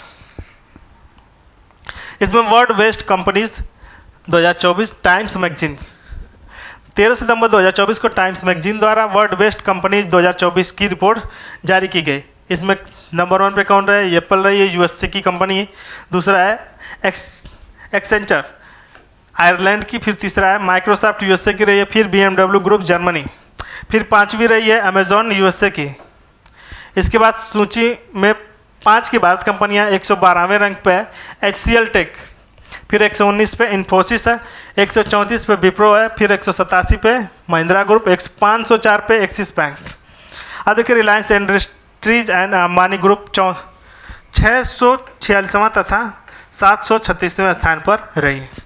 अब देखिए यूरन रिपोर्ट रिच लिस्ट 2024। 29 अगस्त 2024 को यूरन इंडिया रिच लिस्ट 2024 को जारी की गई है। वर्ष 2024 के लिए जारी अडानी ग्रुप के चेयरमैन गौतम अडानी तथा रिलायंस इंडस्ट्रीज के चेयरमैन मुकेश अंबानी को पीछे छोड़ते हुए 11.6 लाख करोड़ रुपए की संपत्ति के साथ शीर्ष स्थान पर है। अब देखिए 10.15 लाख करोड़ की संपत्ति के साथ रिलायंस इंडस्ट्री के चेयरमैन मुकेश अंबानी दूसरे स्थान पर। विगत वर्ष की सूची पर मुकेश अंबानी शीर्ष पर थे। सूची में 3.14 लाख करोड़ रुपए की संपत्ति के साथ शिव नाडर तीसरे स्थान पर तथा साइरस पूनावाला चौथे स्थान पर है। 1200 करोड़ रुपए की संपत्ति के साथ आनंद चंद्रशेखरन तथा इस सूची में जगह बनाने वाले पहले एंजल निवेशक हैं ये। इस सूची के जगह बनाने वाले सबसे कम उम्र के अरबपति जेप्टो के कैवल्य बोहरा 21 वर्ष के हैं। सेल्फ मेड सर्वाधिक भारतीय महिला जो कि राधा बेम्बू हैं। लेंसकार्ट की संस्थापक 42 वर्षीय नेहा बंसल 2100 करोड़ के साथ संपत्ति की सूची में सबसे कम उम्र की सेल्फ मेड इंडिया उद्यमी है। अब देखिए विश्व के सबसे अमीर शहर 2024 हेनले एंड पार्टनर्स।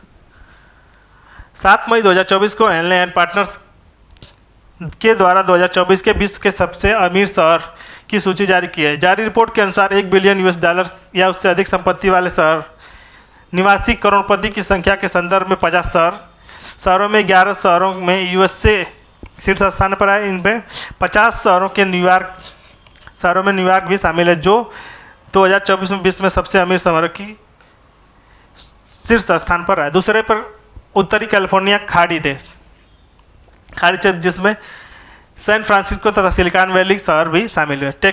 टोक्यो एक दशक में पूर्व दुनिया का सबसे अमीर देशों में शीर्ष पर था और वर्तमान में तीसरे स्थान पर आ गया है।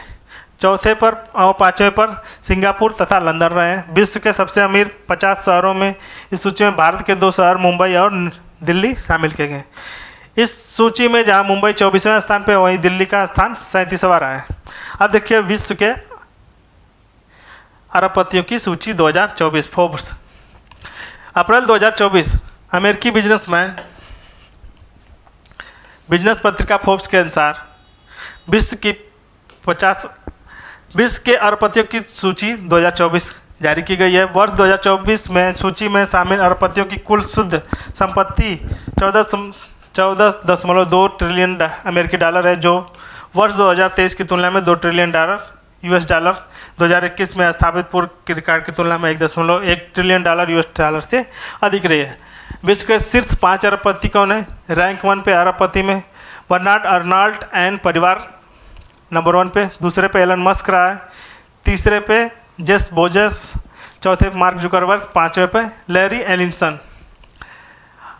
अब देखिए शीर्ष 5 भारतीय अरबपति कौन है, जिसमें 9वें पे कौन? मुकेश अंबानी रहे, 17वें पे गौतम अडानी, फिर 39वें पे शिव नाडार और 46वें पे सावित्री जिंदल एवं परिवार, और 69वें पे दिलीप सांघवी रहे। फोर्ब्स की विश्व आर्थिक अरबपतियों की सूची में 2024 में भारत के कुल 200 अरबपति शामिल हुए हैं, जो 2023 में संबंध में शामिल 169 अरबपतियों की तुलना में 31 अधिक हुए हैं।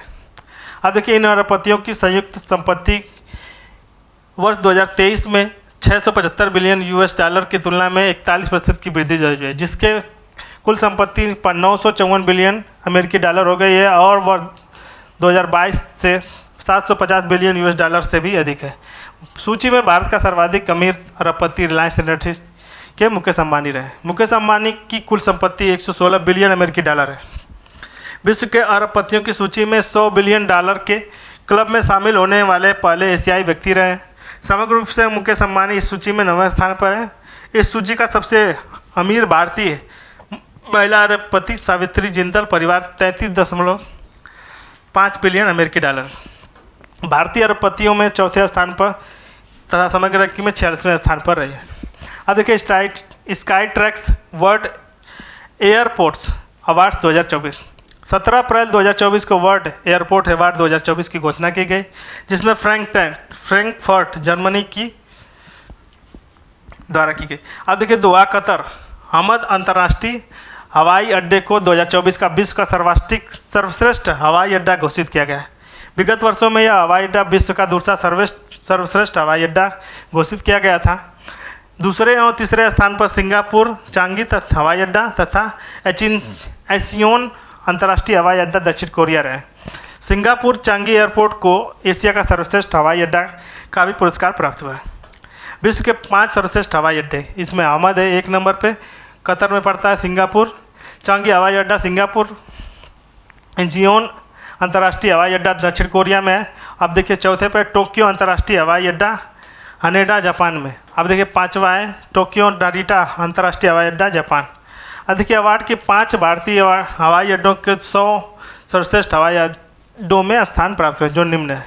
नई दिल्ली को 36वां रैंक प्राप्त हुआ है, बेंगलुरु के कैंपेगौड़ा को 59वां, हैदराबाद के राजीव गांधी अंतर्राष्ट्रीय हवाई अड्डे को 61वां स्थान है, मनोहर अंतर्राष्ट्रीय हवाई अड्डा गोवा को 92वां, और छत्रपति शिवाजी महाराज अंतर्राष्ट्रीय हवाई अड्डा मुंबई को 95वां स्थान पर प्राप्त हुआ है। अब देखिए भारतीय हवाई अड्डों की प्राप्त स्काई ट्रैक्स एयरपोर्ट अवार्ड्स 2024, इसमें इंदिरा गांधी अंतर्राष्ट्रीय हवाई अड्डा, दूसरे पे कैंपागोडा अंतर्राष्ट्रीय हवाई अड्डा बेंगलुरु, तीसरे पे राजीव गांधी अंतर्राष्ट्रीय हवाई अड्डा हैदराबाद। भारत एवं दक्षिण एशिया में सर्वश्रेष्ठ एयर होटल 2024 का अवार्ड JW मैरियट नई दिल्ली एयरोसिटी को प्रदान किया गया है, जबकि विश्व का सर्वश्रेष्ठ airport hotel Crowne Plaza Changi airport है। अब देखिए ग्लोबल यूनिकॉर्न इंडेक्स 2024। 9 अप्रैल 2024 को द यूरोन रिसर्च इंस्टीट्यूट द्वारा ग्लोबल यूनिकॉर्न्स इंडेक्स 2024 को जारी किया गया। इस सूचकांक में उन स्टार्टअप्स की रैंकिंग जारी की गई है जो 2000 के दशक में स्थापित हुए थे तथा उनकी कीमत कम से कम $1 बिलियन है, और सार्वजनिक एक्सचेंज में सूचीबद्ध नहीं है। यह सूची का 6वां संस्करण रहा। विश्व के यूनिकॉर्न में कुल मूल्य 5 ट्रिलियन यूएस डॉलर रहा है, जो जापान की जीडीपी का लगभग बराबर है। सर्वाधिक यूनिकॉर्न के संदर्भ में शीर्ष 5 देश यूएस से 703 यूनिकॉर्न, चीन 340, भारत 67, यूके 53 और जर्मनी 36 यूनिकॉर्न है। ग्लोबल यूनिकॉर्न इंडेक्स 2024 में 5 यूनिकॉर्न निम्नवत हैं, जिसमें क्रमशः बाइडांस चीन, स्पेसएक्स यूएसए तथा open AI USA, Ant group चीन तथा सीन चीन का। अब देखिए ह्यूरन ग्लोबल रिच लिस्ट 2024। 26 मार्च 2024 को ह्यूरन रिपोर्ट द्वारा ह्यूरन ग्लोबल रिच लिस्ट 2024 को जारी किया गया है। इस सूची में विश्व के 3,279 अरबपतियों को शामिल किया गया है, जो विगत वर्ष 3,112 अरबपतियों की तुलना में 5% यानी 168 अरबपति अधिक हुए हैं। साथ ही इन अरबपतियों की कुल संपत्ति में 9% की वृद्धि दर्ज की गई है, जिसमें इन संपत्तियों को 15 ट्रिलियन यूएस डॉलर हो गई है। विगत 7 वर्षों में एक बार भी न्यूयॉर्क को दुनिया का अरबपतियों की राजधानी का खिताब मिला है। बीजिंग को पीछे छोड़ते हुए मुंबई की पहली बार एशिया की अरबपति राजधानी की घोषित बना है तथा वैश्विक स्तर पर तीसरा शहर भी बन गया है। वर्ष 2024 में यह सूची का 5वां अरबपति निम्न है एलन मस्क, फिर उसके बाद जेफ बेजोस और बर्नार्ड अर्नॉल्ट, फ्रांस के चौथे पे मार्क जुकरबर्ग और लैरी एलियंस यूएसए के रहे। भारत के मुकेश अंबानी इस सूची में 115वें यूएस बिलियन डॉलर के साथ 115 यूएस बिलियन डॉलर के साथ 10वें नंबर पर अरबपति रहे। भारत के संदर्भ में शीर्ष अरबपति विगत वर्ष की सूची में 9वें स्थान पर थे। मुकेश अंबानी एवं परिवार एशिया का शीर्ष अरबपति, इनकी संपत्ति 33 बिलियन यूएस डॉलर 40% की वृद्धि दर्ज की है। गौतम अडानी देश के दूसरे शीर्ष अरबपति हैं, जबकि वैश्विक स्तर पर इस सूची में 15वें स्थान पर है। इसकी संपत्ति 62% की वृद्धि के साथ 86 बिलियन यूएस डॉलर हो गई है। अब देखिए अरबपतियों की सूची में संदर्भ में चीन के शीर्ष 814 अरबपति हैं, जिसमें यूएसए के 800 अरबपति थे तथा भारत के 271 अरबपति का स्थान है। इस वर्ष की सूची में भारत में 84 नए अरबपति शामिल हुए हैं, जिसमें भारत के अरबपतियों की संख्या ब्रिटेन की अरबपतियों की तुलना से दोगुनी हो गई। अब देखिए मानव विकास सूचकांक 2023-24। 13 मार्च 2024 को संयुक्त राष्ट्र विकास कार्य यूएनडीपी द्वारा मानव विकास रिपोर्ट 2023-24 जारी की गई। इस वर्ष की रिपोर्ट का नाम दिया गया breaking the gridlock and imagining cooperation in polarised world. अब कैसी होती है गणना? मानव विकास सूचकांक और अधिक व्यवहारिक रूप से मानव विकास रिपोर्ट 2010 में अनेक बदलाव किए गए। एसडीआई के आकलन हेतु वर्तमान रिपोर्ट में 3 संकेतकों को शामिल किया गया। पहला है जीवन प्रत्याशा सूचकांक, जिसमें स्वास्थ्य एवं दीर्घजीवता के मापन हेतु जन्म के समय जीवन प्रत्याशा को आधार बनाया गया है। दूसरा है शिक्षा सूचकांक, यह 2 आंकड़ों पर आधारित होता है। पहला स्कूल अवधि के औसत वर्ष, 25 वर्ष से वयस्क स्कूल में बिताए गए वर्ष तथा दूसरा है स्कूल वर्ष की अनुमानित वर्ष, जिसमें 5 वर्ष से अधिक बालक भावी जीवन काल के दौरान स्कूल में बिताए जाने वाले अनुमानित वर्षों में। तीसरा है इसमें देखिए आय सूचकांक, जीवन निर्वाह के आकलन के लिए प्रति व्यक्ति पीपीपी आधारित होता है, जो इसमें सकल राष्ट्रीय आय जीएनआई को लिया गया है। अब देखिए 13 मार्च 2024 को मानव विकास सूचकांक 2023-24 को 193 देशों को प्राप्तांकों के आधार पर 4 वर्गों में विभाजित किया है, जिसमें ए है 0.800 या उससे अधिक एसडीआई मूल्य वाले 59 देशों की रैंक में 1 से 69 उच्च आय के मानव विकास वर्ग शामिल है, जिसमें दूसरा है 0.87 से एसडीआई वाले 49 हैं। अब देखिए फिर उसके बाद 0.550 से 0.699 वाले 42 हैं। फिर उसके बाद 0.550 से कम वाले 33 देशों को शामिल किया है। वर्ष 2022 में संपूर्ण विश्व का संयुक्त रूप से मानव विकास सूचकांक एसडीआई 0.739 है, जो वर्ष 2021-22 की तुलना में वृद्धि को प्रदर्शित करता है। वर्ष 2022-23 में विश्व के जन्म एवं विकास की औसत 72 वर्ष की अनुमानित स्कूलिंग अवधि 13 वर्ष तथा औसतन स्कूलिंग अवधि 8.7 वर्ष तथा प्रति व्यक्ति सकल राष्ट्रीय आय GNI $17,254 आकलित किए गए। इस वर्ष के सूचकांक में स्विट्जरलैंड 0.967 SDI मूल्य के साथ शीर्ष स्थान पर आया, जबकि नॉर्वे 9.666 के साथ, आइसलैंड SDI मूल्य में 9.59 के क्रमशः दूसरे और तीसरे स्थान पर रहे। सूची में हांगकांग चीन के चौथे तथा डेनमार्क स्वीडन 5वें स्थान पर रहा है। वर्ष 2022 में मानव विकास सूचकांक की दृष्टि से दयनीय स्थिति में सोमालिया 193 रैंक पर रहा है।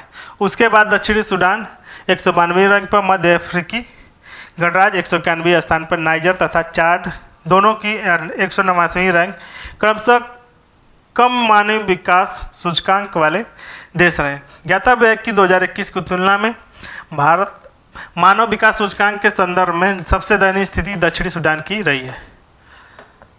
SDR के कुछ रोचक तथ्य।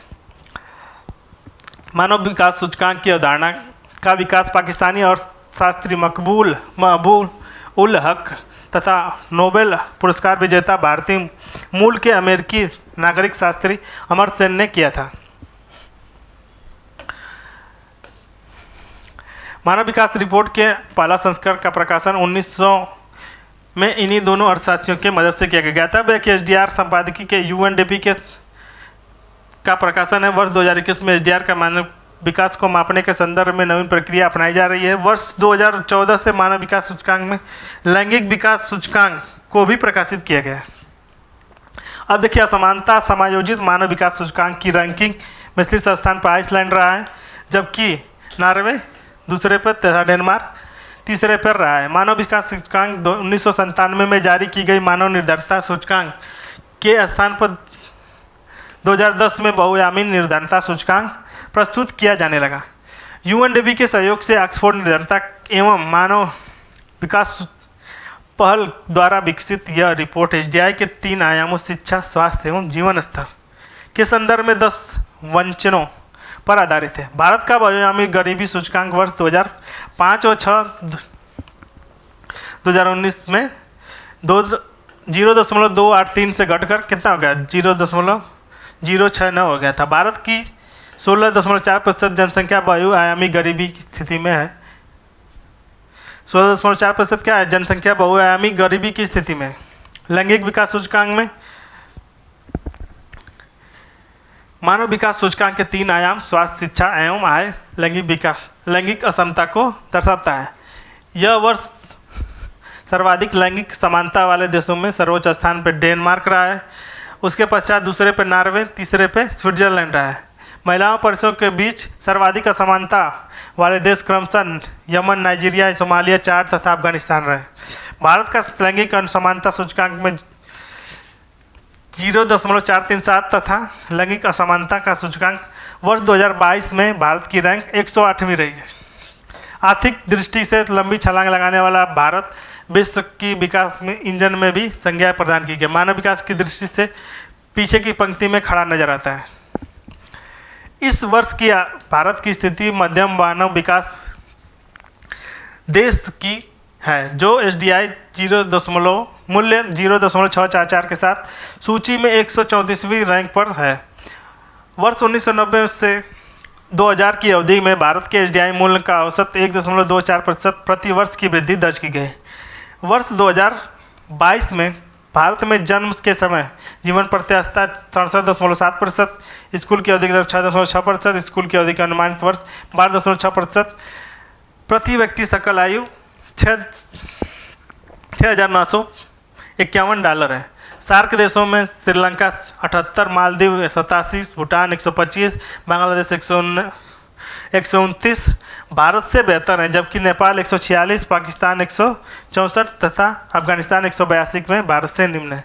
वर्ष 2022 में ग्रही दबाव समायोजित मानव विकास सूचकांक की 154 देशों की सूची में यूनाइटेड किंगडम शीर्ष पर रहा है। वर्ष 2022 में भारत का PSDI 0.625 रहा है। भारत के मानव विकास सूचकांक के मूल्य की तुलना 3% की कमी तथा मानव विकास सूचकांक में 7 स्थानों को वृद्धि को प्रदर्शित करता है।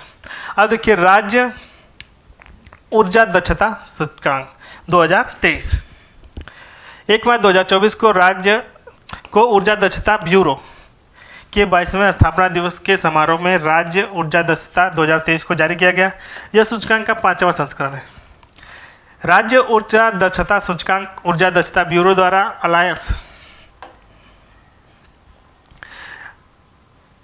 अलायंस फॉर एन एनर्जी एनर्जिटी इकोनॉमिक के सहयोग से जारी किया गया। इस सूचकांक के माध्यम से राज्यों की ऊर्जा दक्षता कार्यान्वयन की वार्षिक प्रगति का आकलन किया जाता है। राज्य ऊर्जा दक्षता राज्य स्तरीय ऊर्जा दक्षता नीतियों, कार्यक्रमों और निवेशों के संबंधित कमियों की पहचान और उनका समाधान करता है। उल्लेखनीय है कि ऊर्जा दक्षता ब्यूरो की स्थापना ऊर्जा संरक्षण अधिनियम 2001 के प्रावधानों के तहत विद्युत मंत्रालय भारत सरकार के अंतर्गत 1 मार्च 2002 को की गई थी। ऊर्जा दक्षता ब्यूरो के 22वें स्थापना दिवस समारोह का विकास था। भारत में विद्युतीकरण और डिकार्बोनाइजेशन के माध्यम से ऊर्जा का परिवर्तन। राज्य ऊर्जा दक्षता सूचकांक 2023 में राज्यों और केंद्र शासित प्रदेशों और कुल प्राप्त अंकों के आधार पर फ्रंट रनर में 0.6 अचीवर और इसमें कंटेंडर अचीवर में 50 से 59.75, कंटेंडर में 30 से 4.75 और एस्पिरेंट में 30 से क्या कम के रूप में वर्गीकृत किया। इसके अलावा प्रदर्शन की सहकर्मी की तुलना में सक्षम करने के लिए सभी राज्यों एवं केंद्र शासित प्रदेशों को उनकी कुल अंतिम ऊर्जा खपत के आधार पर 4 समूहों में वर्गीकृत किया गया है। समूह ए में 15 मिलियन तथा टन तेल तथा समूह 2 में 15 MTI तथा समूह 3 में 1 से 5 MTI और समूह 4 में 1 MTI। प्रत्येक समूह के शीर्ष प्रदर्शन करने वाले राज्य निम्न हैं: कर्नाटक 1 पे, समूह 2 में आंध्र प्रदेश, तीसरे पे है असम, चौथे पे चंडीगढ़। 100 में से 86.5 समग्र स्कोर के साथ कर्नाटक राज्य ऊर्जा दक्षता सूचकांक 2023 में शीर्ष स्थान प्राप्त करने वाला राज्य है। 100 में से 83.25 के साथ दूसरा सर्वोच्च प्रदर्शन करने वाला राज्य आंध्र प्रदेश रहा है। राज्य ऊर्जा दक्षता 2023 में 15 राज्यों में SEI 2022-23 की तुलना में अपने स्कोर में सुधार किया। विशेष रूप से 4 राज्य गोवा, उत्तर प्रदेश, महाराष्ट्र और हरियाणा ने SEI 2021 के सापेक्ष 10 अंकों के अधिक सुधार करते हुए महत्वपूर्ण प्रगति को प्रदर्शित किया है। विशेष रूप से इस आकलन का सबसे बेहतर राज्य महाराष्ट्र और हरियाणा है, जहां क्रमशः 18.5, 17 अंकों की महत्वपूर्ण वृद्धि देखी गई, जिसमें परिणाम स्वरूप प्रत्येक का कुल स्कोर 72 हो गया है। समूह के एक शीर्ष प्रदर्शन सर्वाधिक 5-4 राज्य हैं: कर्नाटक 1 पे, महाराष्ट्र 2 पे, हरियाणा 3 पे, चौथे पे उत्तर प्रदेश। समूह 2 में है पहले पे आंध्र प्रदेश, दूसरे पे केरल, तीसरे पे तेलंगाना, चौथे पे पंजाब। समूह 3 में है असम, गोवा, हिमाचल प्रदेश, उत्तराखंड और समूह 4 में पहले पे चंडीगढ़ में, दूसरे पे मेघालय, तीसरे पे अंडमान निकोबार और चौथे पे त्रिपुरा है। भारत ने COP26 में वर्ष 2030 में अपने सकल घरेलू उत्पाद